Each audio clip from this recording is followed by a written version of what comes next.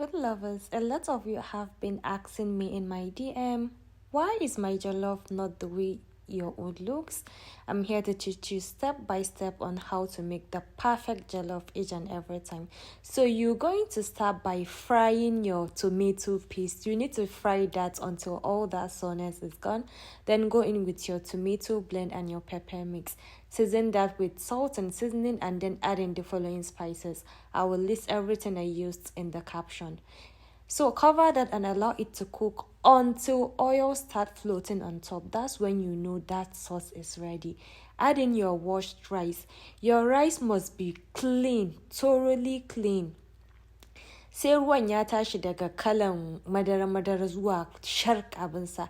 Then you're going to add some water, cover and let it cook for a bit. When it looks like this, just use foil paper and steam it on medium-low heat. Now give it about 25 to 20 minutes and then your rice is done. Now add in some butter and more onions and just stir everything and you have your jollof rice. Check my YouTube channel for a more detailed video and longer version and let me know what you think about this jollof in the comment section.